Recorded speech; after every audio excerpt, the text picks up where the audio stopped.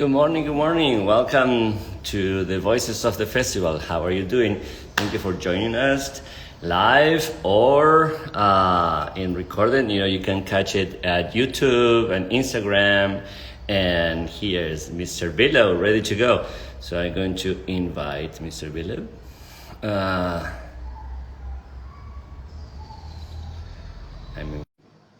Soon he will join us. And it's always a little scary the first time. There you are. See, it was easy. Yeah, it worked. If you could put the camera a little lower, so you are more centered in the picture, will be great. There we go. How you doing? I'm doing okay. Every time I use a different medium of technology, it makes me a little bit nervous, but that's okay.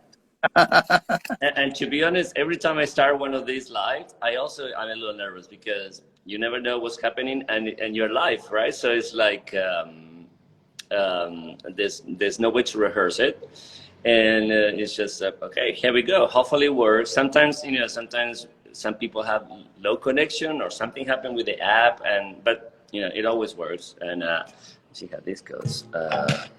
Well, that's great. So it's at the end it always works, and it's good that okay, that's good. So how are you doing? I'm doing great. I'm looking forward to getting things going in Savannah, because COVID kind of postponed this project officially and unofficially for a couple of years. So I'm glad that it's moving forward and coming to fruition. Right, and the project that Michael is talking about is the premiere as a complete double bill of our two shows based on Savannah characters and personalities and real people, which are Alice Riley and Anna Hunter, and where we had premiered the single shows in the past, and finally we are presenting them together as part of our 10th anniversary season, and we're very happy and very proud to finally do this show inspired in Savannah by our composer in residence and our librettist in residence also, and and this is Alice Riley and Anna Hunter premiere together as a double bill in one evening. Actually, we're going to do it twice, and that's the project that we are presenting this summer of Michael's. And tell us about, since we are already talking about it, tell us how it came to be that first you became our composer residence, and that these two projects came to life. Well, to go a long ways back, in about 1981, I was on the staff of what was then called the Greater Miami Opera Association, and is now called the Florida Grand Opera. I was a rehearsal pianist, and got into the opera field to become a composer, but I really thought that the best way to learn about opera was not to listen to recordings and go to performances, but to actually do it, and to learn it from the inside. And so there I was on the staff, a very junior staff member of a very large opera company at the time. And I think about, 2 years into that journey, Cheryl Milnes is there. And I got to meet him, work with him. He was at the height of his career at that point in time. And honestly, I don't think he would have particularly remembered me. We didn't pal around a lot, but I was certainly impressed with his singing and musicality. I noticed way back then that, frankly, unlike a lot of singers, he always knew what was going on in the orchestra. And, he'd sit there at a rehearsal and a piano rehearsal and said, well, I'm listening for the oboes to go right here to come in, and then that's when I know it's time for me to get ready to sing. And so you always knew that he was very aware of what was going on in the orchestra, and of course he has an instrumental background as well as a singing background. And so anyway, a few years go by, and in 1992, I became the artistic director of Opera Memphis. And a lot of people who are younger don't realize that I ran an opera company for nearly 20 years. I ran Opera Memphis from 1992 through 2010. Always artistic director, and for much of that time, general director as well. And something I want to do again, by the way, and admire those who do, but I've done my time as that. And it was always still to learn how to write opera. And at this point in time, since I was the boss, occasionally I would subject my company to my own work. I mean, not often, but 2 or 3 times during that course of 18 years, we did some pieces of mine, and of course some school shows as well. And I wrote in the mid '90s, I wrote a sequel to Puccini's opera Gianni Schicchi, the very famous comedy part of the Trittico. And as you know, particularly at that era, people didn't particularly want to do the other 2 works. Now, it's absolutely true now that Suor Angelica is very, very popular. I would say almost as popular as Schicchi, in part because it's an opera that gets to have so many women on stage, and need operas with lots of women. And anyway, at the time, by the way, I'm here at Morelia. I mean, actually, let me show you where I am. Just a little bit. You can see this is right. So this is not in Kansas anymore. And, oh wow! And okay. I'm actually doing. I'm here doing Schicchi and Angelica. I need to mention that. So, oh, that's wonderful. That's wonderful. Yeah. Well, let me tease you. I'm here in my basement. No, so anyway, so and we were auditioning for that opera and ran into and heard a young singer named Maria Zuvis, who I hired to sing Lauretta in this double bill of Gianni Schicchi and Buoso's Ghost. Was that the premiere of Buoso's Ghost? I mean, yes, Johnny Buoso's Ghost is my sequel to Gianni was Schicchi. That the premiere of Buoso's Ghost? Oh wow! Yes, it was in that production. Yeah, it was the premiere. I mean, it was a joint premiere. The Pittsburgh Opera Center did it first, and then Opera Memphis did the kind of the professional premiere, if you'd like. Right. And then what happened is that we were in rehearsals, and who shows up backstage at my middle-sized opera company? Cheryl Mill. There's Cheryl Mill backstage, just palling around in my theater, and we knew that they were I think married at the time, but we didn't really expect him to be there, but there he was. And so Cheryl ended up singing a couple of galas for us at Opera Memphis, and our relationship was reestablished. So to bounce forward to I guess 2013, 2014, around the beginning of the festival, I think Maria and Cheryl were always very interested in figuring out how they could get new work to be part of what they did at the festival. And that was really at a time when I would say new work wasn't as valued as it is now, but they were thinking ahead about wanting to have that to happen. And so we began a discussion about how I could join them, how I could be part of that. And that's how the first opera, Alice Riley, was really started. And when you think of Savannah, those of you who know Savannah will associate Savannah, of course, with the historic squares and the beautiful historic character that Savannah maintained, but also you will associate Savannah with ghost stories. If you go to Savannah and walk around Savannah at night, you see all these, reconditioned hearses going around. And if you go around the cemetery, you can see people, touring the cemetery. So Savannah is a ghost story town. And, what are ghost stories? Why do we have ghost stories? Ghost stories have a tendency to have something to do with our guilty conscience, of our subconscious, of bad things that have happened in the past.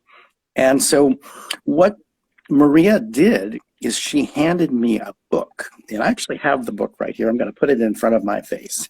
All right. Oh, let's see. You see that? It's called The Historic Haunt of Savannah. And it was written by Linda Sickler and Michael Harris, and it's a book of the various ghost stories that were, that are famous in Savannah.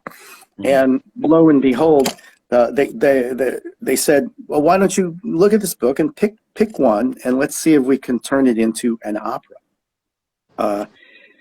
And lo and behold, the very first ghost story was Alice Riley. Alice Riley. There you are. And what happened, and please let me know, Maestro, if I am talking too much. No, this is fascinating. No. Oh, yeah. All right. Very good. So back in the 1730s, when the colony was very, very young and had just been founded by General Oglethorpe, what happened was there was a ship that had gotten blown off course, a ship from England that had been blown off course. It was a ship that was supposed to go to Philadelphia, not Savannah, but in those days they didn't have a lot of control over which way the wind was blowing. And they got blown off course and they ended up in Savannah. And this ship was filled with indentured servants, Irish indentured servants. And if you know what that is, when someone is indentured, it's a form of debt, an old time form of debt where someone would have to work off this debt for a certain period before they could be officially free. And these people were signed up for these indentures, or sometimes their family signed them up for these indentures for some money. And then they had to go work these indentures off as, servants or farmhands or what have you. And at the time, being Irish was not a desirable thing to the members of the colony, and there were people in the colony who didn't really want them to stay. They wanted them to go elsewhere, but Oglethorpe decided that he would go ahead and deal with these indentures, and these folks were allowed to come ashore. And one of them was the main character in this show, Alice Riley, and another one was Richard White, who was another young indentured servant. And apparently what happened is they were accused of killing one of their masters. And this master was a mean guy, and not that he deserved to be killed, but he was a difficult character. And what probably happened is that Richard killed the master, and Alice was around when it happened. And so she was guilty to some degree, but perhaps not guilty enough to be hanged under contemporary law. And as it turned out, Alice was pregnant when all of this happened, and probably by Richard. And so they let her have her baby. The authorities in Savannah let her have her baby. And then a few weeks later, they hanged her.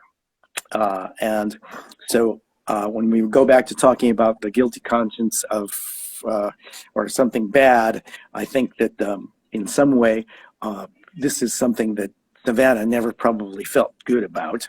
And Alice became one of those ghost legends. And when I first was working on this project, I went to Wright Square, which is one of the famous squares. It's one of the active squares in Savannah. And you'll see all of these old oak trees there, and you can go around, and there'll be sometimes 3 or 4 different people who want to tell you the story of Alice Riley. And you can hear 3 or 4 different versions of Alice Riley, some which were pretty wild, like, Alice was in jail and she was I don't know, sleeping with all of the men there. I mean, I heard all sorts of wild stories. And then the one that they pretty much all say is that if you look up at that tree branch over there where there is no Spanish moss, that's where they hanged Alice Riley. And now these squares were apparently just cleared for livestock to feed on. So those trees weren't there, but it still makes a great story about what maybe happened. And the truth is, I think we have a couple paragraphs in the annals of Georgia, the historical annals, that actually tell what happened. It was a report that was made to Oglethorpe, who wasn't actually in Savannah when it happened. And so a lot of what we did in the opera was to make things up. So this is loosely based on the Alice Riley story. Right. So we'll talk about Anna later, but let's continue with Alice, which is fascinating. How do you go? So you got all those facts or accounts. I mean, we don't know how much. I mean, there's certain factual elements, obviously, that the hanging and the baby and the indenture and the person that was killed so how do you go by creating a dramatic entity? Because opera needs to be dramatic, right? So and what is drama? Drama is contrast and change and evolution. So how do you go by what's the process of the librettist to create a dramatic work? Well, it is storytelling, and storytelling is simply your act of imagination. And I increasingly give credit to my background in playing role-playing games in college. This is something I used to never ever talk about, because if you talked about it, people would look at you sideways and go, "What? You did that in college?" And whereas now, if you go to a group of young singers and say, "Who has played role-playing games?" or who still plays role-playing games, you get a lot of hands up and people say, "Oh yeah, I played this, I played that." Well, I played Dungeons and Dragons, which was the kind of granddaddy of them all, a long time ago when I was in college.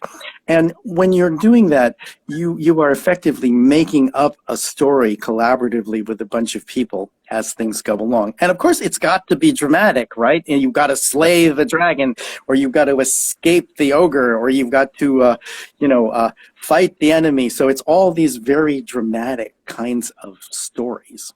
And so I think some of it has got to do with a background and kind of going, okay, well, here are the facts. We've got this Alice Riley character. We've got the fact that Oglethorpe wasn't there. Oh, but maybe, Oglethorpe wasn't around, but he was really a powerful figure at the time. So maybe Alice wrote to Oglethorpe to say, "Oh, could you please, Oglethorpe, give me a pardon so that I can grow old with my baby." And so that became, one of the big arias in the show that Jessica Ann Best sings as Alice in the show. So it's that process of kind of imagining what if. John Kander, who I know a little tiny bit, wrote Cabaret in Chicago, has described to me that process with Kander and Ev is just that that's what they would do. It's like, what if we did this? What if we did that? What if we did this? And that's, to me, what I do when I do the storytelling part. And the storytelling part is the key part. Once you got that idea that, for example, that Alice is going to write to General Oglethorpe. Well, Alice probably couldn't write. She was probably illiterate. So, we need to have a notary there. And then, okay, well then she's dictating this story to her feelings to a notary. And then that works great because there are a lot of things like that in opera where the opera is dictated to a notary. The song is dictated to a notary. So, so it's a process of kind of filling in the blanks about how something might work. And once you've done that, if you've got it going on in your mind, the music actually almost writes itself because you've got it already figured out how it's going to work. And so, okay, jail cell. She's in a jail cell. She's writing from a jail cell. So it's got to be dark and dismal. And yet there needs to be this ray of hope and optimism that comes through because she wants to be around for her baby to grow up with. And so all of a sudden, that's actually got you all set up to write the music part. And so the storytelling part is really the key part. And I worked when I was young, before I was at the Florida Grand Opera. I trained at the Houston Opera Studio for a year with the great American opera composer Carlisle Floyd. Wow. And he was so based in the storytelling. I mean, he just didn't want you to write a note of music until you had the story figured out. And so even though I'm not that extreme about that anymore, I really do feel like the story is the key part to writing the music. Wow. By the way, Jessica is here with us. Hi, Jessica, Benjamin, and everyone else. Oh, hi, Ben. We'll see you soon. Yeah, a beautiful comment coming from Sheila Barton. Thank you for joining us. And she says, hi, Michael, it's so nice to hear you. I'm loving here all you're telling us about your opera. I can't wait to see it in August. Perfect. Excellent. Yeah, I know Sheila from Amarillo, actually. I think. Oh, Amarillo. Hey. We can talk about that. Yeah.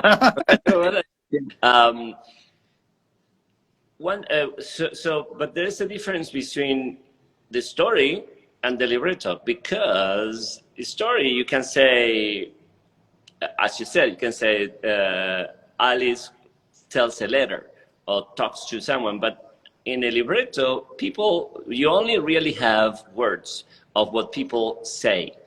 Very rarely you have an actual narrator that is actually telling what's happening. You need to come up with something that people will say that gives you the idea to what they think and they want to do, which is very different. Is one thing is I went to the store to buy a coffee, another thing is, good morning, may I have a coffee, right? So they're very different things. How do you go into creating a actual libretto in which you choose your words to say what that they say, and they give us enough information to know everything that, to get the audience to know everything that you need them to know? Well, I think using your example, it's not too hard to get from I went to the store to get a coffee to, hi, may I have a coffee? Or I'd like a soy milk latte. Like if I say to you, hi, I'd like a soy milk latte, you probably would automatically assume that I'm in a store ordering a coffee, unless it's some kind of weird thing where I've come down the stairs after sleeping at your house, and I'm an arrogant little jerk, and I'm come. Excuse me, do you have a soy milk latte? And then that's a whole different story. It's an interesting story, but it's a different story. And so, also I would say Shakespeare and Greek tragedy are very useful basic structural tools for opera. The kind of thing where there is the door, I'm going through the door kind of thing, where in older theater, they did not rely on a lot of realistic stage scenery. And so they kind of narrated what they were doing while they were doing it. And that's very useful in opera, because in opera, our listening, our comprehension of the text goes down. I mean, and we can argue about what the ideal amount is. I don't know. Ideally, we should be able to understand 80% of the words or 100% of the words, and I'm a little bit of a pessimist and probably believe we can probably only understand 40 to 50% of the words, even under the best circumstances. And what you don't want to have is you don't want to have the audience always going like this, you know, they're looking up to see the super titles all the time, because even though super titles are beautiful and necessary and wonderful, and I actually am old enough to have been before super titles, so that's a whole nother story. You don't want the audience to have to do that all the time. And so you want to make sure, for example, there is redundancy. I mean, that's one of the great things about bel canto. I mean, bel canto has all of that redundancy in it. And that allows you to, okay, there's only 30 words in this aria, and I've heard them, and then once I start to rehear them, I can relax and be inspired and find the emotion in the beautiful music and singing that is going on. And redundancy is one of the things that tends to be lacking in a lot of contemporary opera, and people just, oh, I'm gonna set this page music, and you know, it's just gonna fly right by, and then the audience is like, well, what happened there? Or either that, or they're spending all that time looking up at the super titles. And so we have to be careful, and you know, we try to be as careful as we can to tell the story in a way that we don't lose the audience.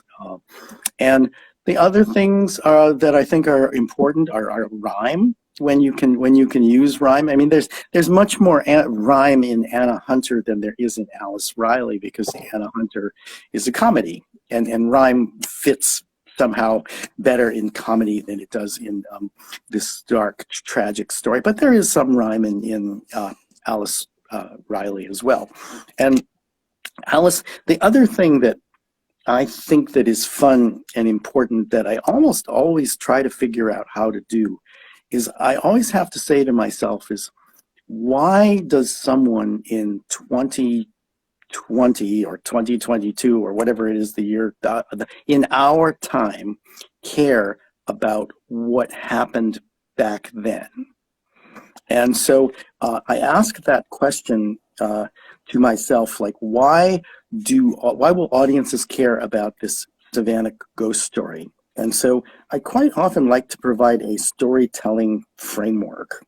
And Alice Riley has that storytelling framework because it starts with a bunch of people that are talking about contemporary Savannah and singing a sort of Chamber of Commerce-y song about Savannah, and then there's this tour guide that comes up, who in our production happens to be Cheryl Milnes, and so you pay attention because there's Cheryl Milnes talking to us on stage, and then so it's Cheryl Milnes as a Savannah tour guide in 2022, telling us the story about what happened in the 1730s with this famous Savannah ghost named Alice Riley. And so I like to provide those contexts when I can. Okay. You mentioned something about the libretto and the repetition. And of course,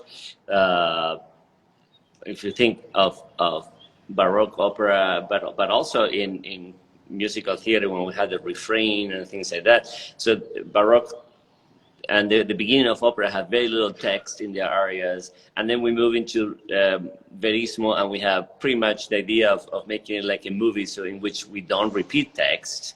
And you're a bit in the middle between the realismo movie quality of time change and the formal element of, especially of American theater, which is a formality of this piece starts, this piece finish. How do you go by in terms of the conception of the music itself, and I will ask you about music later.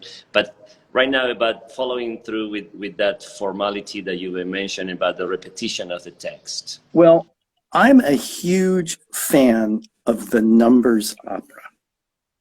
And that means, opera up to middle Verdi. Mm-hmm. And it's not that I think opera has taken a wrong turn. It's just, it is a turn. And I think the numbers opera is a very useful structure for audience comprehension, because the audience is subconsciously able to go, okay, we are in a song, and I can listen to this music a little bit differently in the way I process the text. Or I am clearly in something that is, say, recitative or scene that we're trying to achieve some movement of the plot. And I think, numbers opera hasn't disappeared. It's just one of the choices that you make when you write. Now, Wozo's Ghost, for example, that my Johnny Skiki sequel is not a numbers opera. It is a like you say, a movie style or Verismo style of more or less through composed kind of approach. But I do think when composers write, it's good for them to kind of make a conscious decision about whether they are writing a number or a through composed kind of style. I also happen to have a fairly short attention span, which is one of the things I like about Savannah Voice Festival. I really love about the fact that Savannah Voice Festival events tend to be on the short side. In other words, when Savannah Voice Festival does Romeo and Juliet, we are not sitting through all of Romeo and Juliet. We're sitting through a highlight reel of Romeo and Juliet. And so I think that these two operas, which are both fairly compact one acts, it's actually a rather long evening for a Savannah Voice Festival project because it is these two one acts put together, but it's still pretty concise. And because of my short attention span, I have to admit I have yet to successfully drink the Kool-Aid on Wagner. I can't get through it. I've literally paid embarrassingly large amounts of money for tickets and found myself asleep in the second act. And so it's got something, I think, to do with my just natural attention span. And we are in an era where I think we all would admit our attention spans were getting shorter. We can have a long conversation about the fact that in the 18th century, operas were not meant to be paid attention to with the same level of attention that they were expected to in, say, the era of Wagner, Strauss, and Puccini. It's a different way of listening, and it demands much more of the audience. But that's a sidetrack for another conversation. Yeah. Good. Then, in terms of the writing of the music, I always say that in opera, but in general, in dramatic music, but I will say opera, the music is not the vessel. The music is the actor. If I change the music, I will change how the character feels, how the character behave, how do we feel about them, what they feel about what they're saying. So the music is not just a nice accompaniment to the lyrics, it is the actor. So, and you give us a hint already how when you say, I want that moment to be dark with a ray of hope and blah, blah, blah. So how do you normally process your composing, your choices, how you get the tune or the intention or blah blah blah? How you compose? Well, I feel like a lot of the alchemy in creating a successful operatic character is based in the melody. And I would say that first and foremost to me, very early on with the lyrics, comes some kind of melody and basic harmony. And that is just so important to me that that that every piece have lots of recognizable, not recognizable, lots of melody that somehow fits the emotion of the character and the emotion of the words. So to me, if a piece doesn't have, if an opera doesn't have a melody or a series of melodies, I have trouble with it, and that is not the normal way that we are approaching contemporary opera. A lot of the times, there are some famous contemporary composers who really don't appreciate or like or use melody. They don't use it in terms as a tool. But to me, I think partly because I was in the opera business as an arts administrator and on assistant conductor, the melody part is so crucial to the regular audience. I mean, the regular audience is how do you get from I don't know, La Boheme to contemporary opera if it doesn't have at least some melody once in a while. And so I think, for example, with certain kinds of specificity and real depth of character, I'd rather go see a play or read a novel or watch a movie. Because I think that the level of detail and depth that you can get from one of those mediums is frankly superior to what opera can do. But what opera can do is, in a very specific kind of way, really draw you in emotionally to a story and a character in a way that is unparalleled.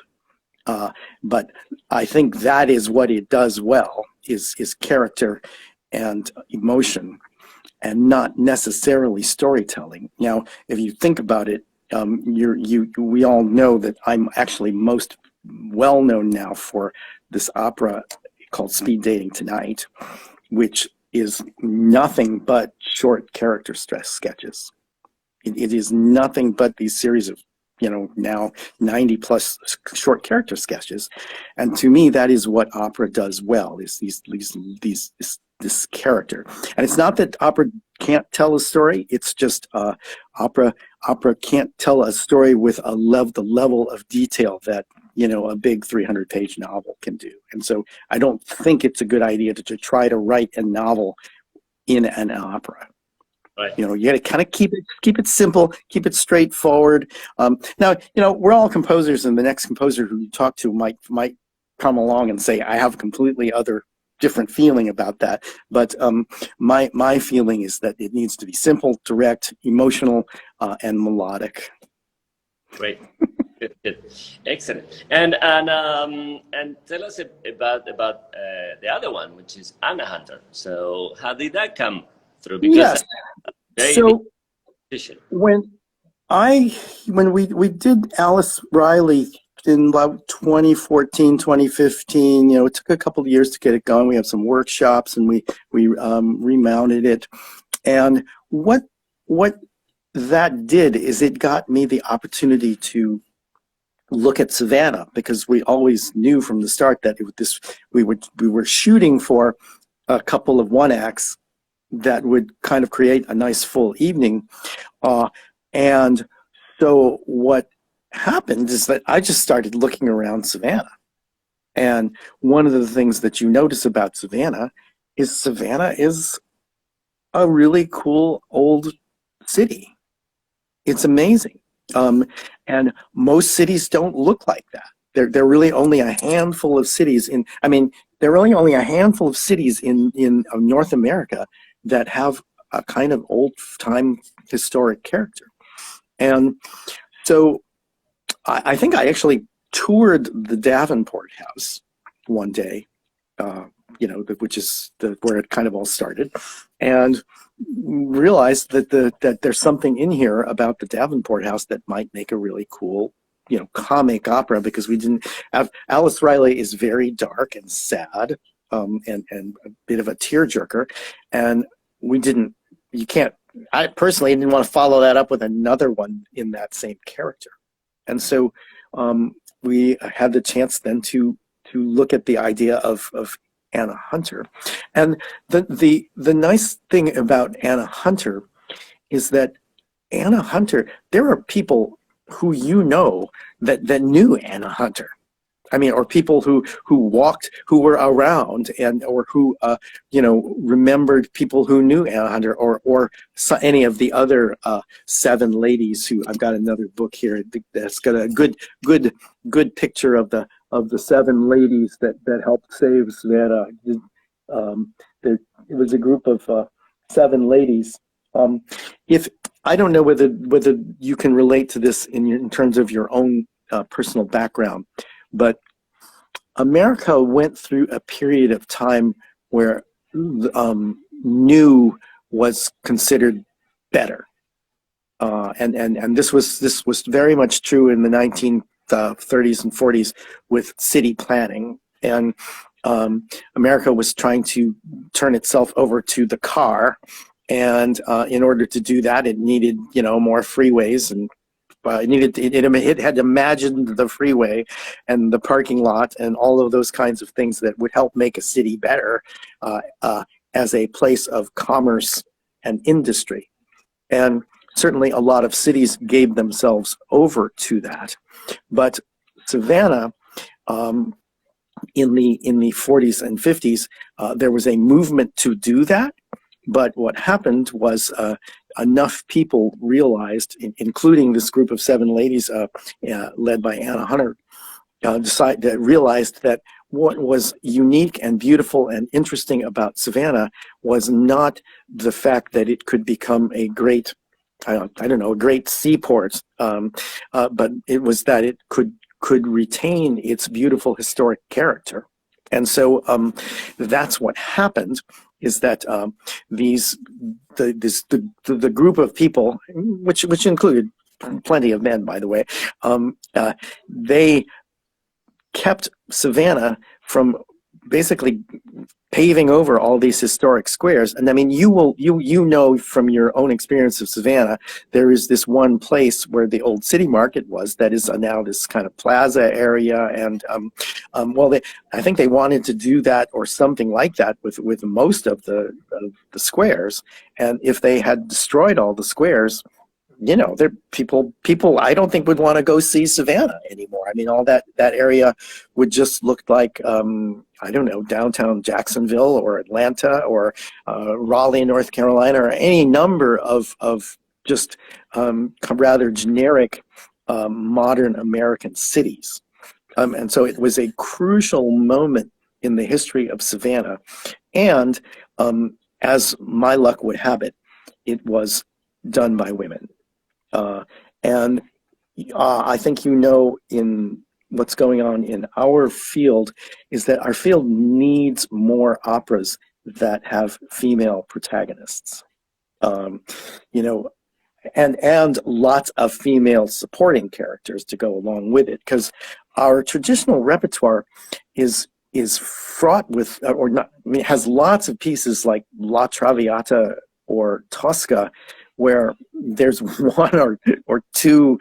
I mean, Tosca has one female lead, right? And then that's it. Traviata has 2, right? There's Flora and there's Violetta. Yeah. And so, and you think you think Carmen is having a lot of women. Well, there is Carmen, there's Mercedes and Frasquita, and then there's Micaela. That's only 4. That's a lot. But then when you think of all of the men that are in Carmen, it's like 9 or 10 men.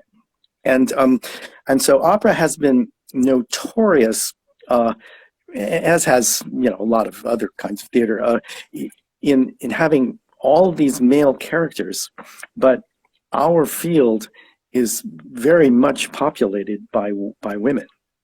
There are so many so many more women in the U.S. for whatever cultural reason that want to sing, that do sing, and that study opera. And so there's a great need for operas that have lots of female characters. And I have signed a sort of pledge to myself never to write an opera that does not have more women than men. Okay. I mean, that's a little pledge that I have signed in my head, that I really don't want to write an opera about that doesn't have more female characters than male characters. Now, part of me is practical because I like to get performed, and an opera that has more female characters is simply more likely to get performed. But to get back to the story, Anna Hunter was a reporter for the Savannah paper at the time, so she knew what was going on in the city. She had a lot of contacts. She was actually a single mother because her husband had died younger. So she had a somewhat of a difficult time as well. And she was the one who really catalyzed this movement for historic preservation, which had as its sort of key point the destruction of the old city market in Savannah. And at that point in time, that they kind of felt like, I mean, I literally say this in the show, it was the last straw, and they realized that if they didn't get their act together to, for example, to preserve the old Davenport house, it was just going to be wrecking ball, parking lot, freeway, shopping center. And American architecture of that sort is just honestly awful. I mean, we build things to be that to tear that we build things that look new for a few years and then they look shoddy in 20 years and they need to be torn down and rebuilt again.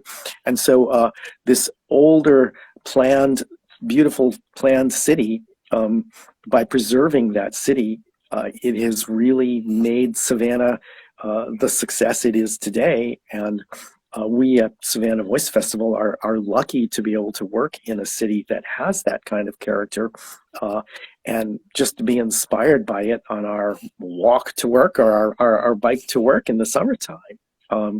And so it to me was such a fun thing to learn about Savannah in that middle 20th century period, where I could talk to people. I mean, like the Kruliks, introduced me to people that knew Anna Hunter or knew the story. I mean, we know people who own Anna's paintings. At the premiere, the family, the part of the family came to the premiere, and so it's a lot of fun. There